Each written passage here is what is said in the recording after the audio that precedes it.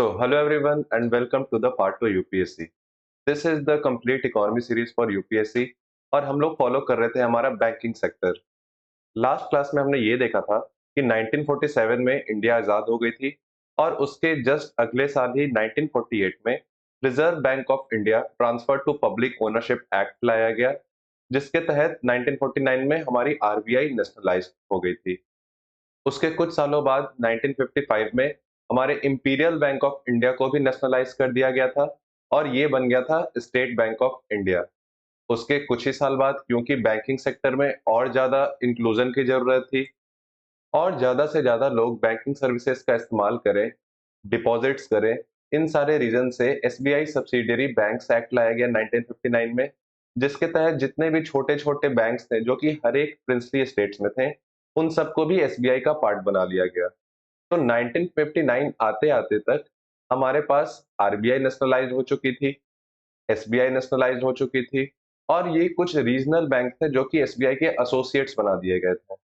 But इतना काफी नहीं था। Even after nationalisation of SBI and it's associate, majority of the banking sector was with the private sector. अभी भी private sector का ही बोलबाला था बैंकिंग सेक्टर में। और उनके साथ प्रॉब्लम ये थी कि वो प्रायोरिटी सेक्टर्स को कंप्लीटली निग्लेक्ट कर देते थे।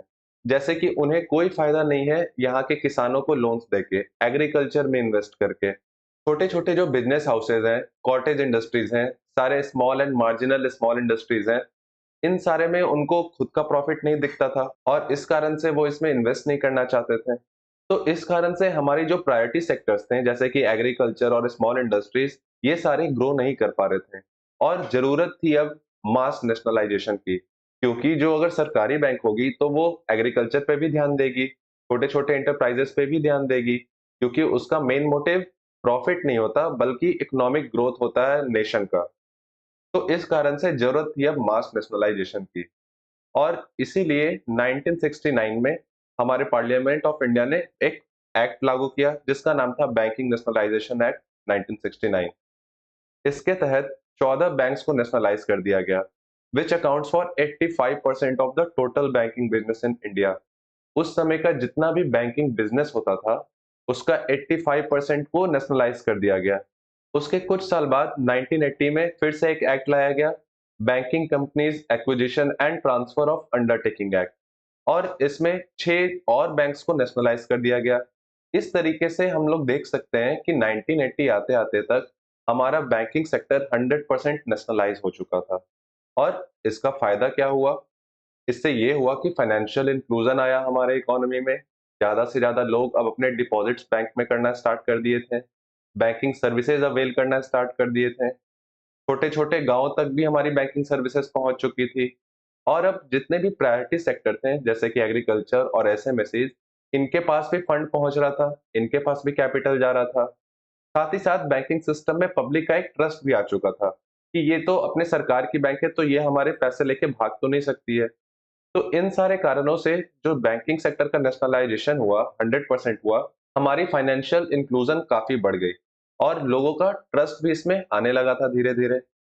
बट अब दिक्कत ये था कि जो 1980 से लेके 1990 का पीरियड है, ये पूरा का पूरा इकोनॉमिक क्राइसिस का पीरियड रहा था। क्यों? क्योंकि इसी पीरियड में हमारी इन्फ्लेशन बहुत हाई हो चुकी थी, हमारा बैलेंस ऑफ पेमेंट क्राइसिस भी आ चुका था और सरकार की बहुत ज्यादा फिसल डिफिसिट्स भी बन चुकी थी। तो इंडियन इकोनॉमी के लिहाजे से ये काफी हार्ड समय हुआ करता था और जरूरत थी अब कुछ फाइनेंशियल रिफॉर्म्स की। और हमें पता है 1991 में आया था हमारा LPG reforms, that is liberalisation, privatisation and globalisation reforms. उसी रिफॉर्म्स का एक पार्ट और था जिसे हम अभी नेक्स्ट स्लाइड में पढ़ेंगे। तो 1991 को कहा जाता है the year of financial reforms. इसमें एक कमेटी सेटअप की गई जिसका नाम था committee on financial system, TFS, और इस कमेटी के चेयरपर्सन थे एम नरसिम्हन। और इसी कारण से इसे नरसिम्हन कमेटी वन भी कहा जाता है। इसे नरसिम्हन कमेटी वन इसलिए कहा जाता है क्योंकि इसके बाद एक और नरसिम्हन कमेटी आई थी जिसे हम बाद में देखेंगे।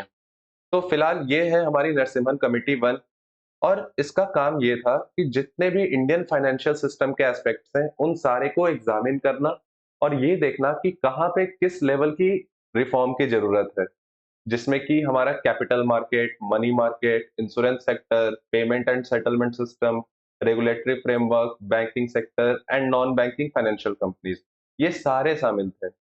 मतलब हमारे फाइनेंशियल सिस्टम का होल रिफॉर्म करना था। और इसी में एक पार्ट ये भी था हमारा बैंकिंग सेक्टर। तो बैंकिंग सेक्टर से भी काफी रिफॉर्म्स किए गए थे नरसिम्हन कमेटी के द्वारा। और ये जो नरसिम्हन कमेटी ने अपने रिकमेंडेशंस दिए, it was for reforming and modernising financial system.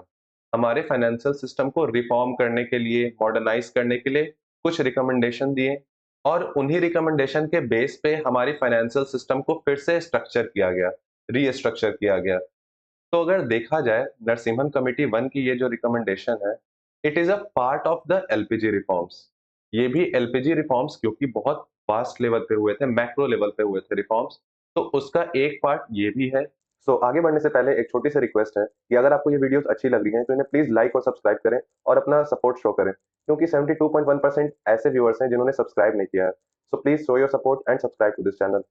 तो अगर हम अभी तक अपने पूरे के पूरे बैंकिंग सेक्टर को देखें, उसके हिस्ट्री को देखें, तो 1991 से पहले और 1991 से बाद में कंप्लीटली चेंज हो चुका था। और हम लोग ये देख सकते हैं कि ये चेंज कैसे हुआ था। तो प्री रिफॉर्म्स में क्या होता था, government was busy nationalisation of की इंडस्ट्रीज। गवर्नमेंट का मेन फोकस किस पे होता था कि हमारी एक वेलफेयर स्टेट है, तो हम नेशनलाइज करेंगे हर एक चीज को, बैंकिंग को, इंश्योरेंस को, और जितने भी हैवी इंडस्ट्रीज हैं।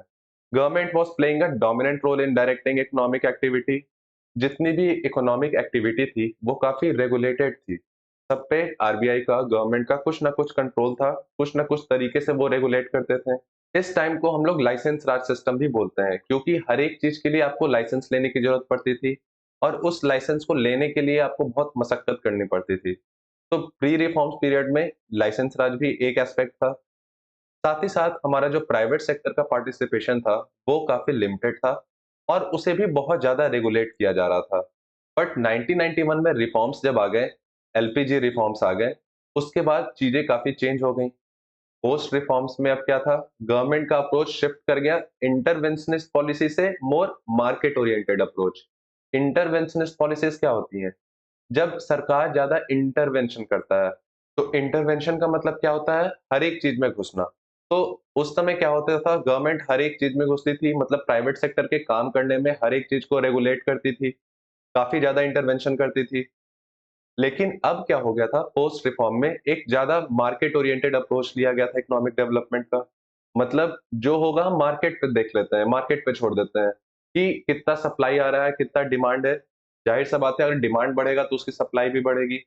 इस तरीके से इकोनॉमिक डेवलपमेंट को ज्यादा कैपिटलिस्ट ओरिएंटेड कह सकें या फिर मार्केट ओरिएंटेड कहें, उस तरीके का हो गया था। साथ ही साथ हमारा जो प्राइवेट सेक्टर था, उसका पार्टिसिपेशन भी काफी बढ़ गया था।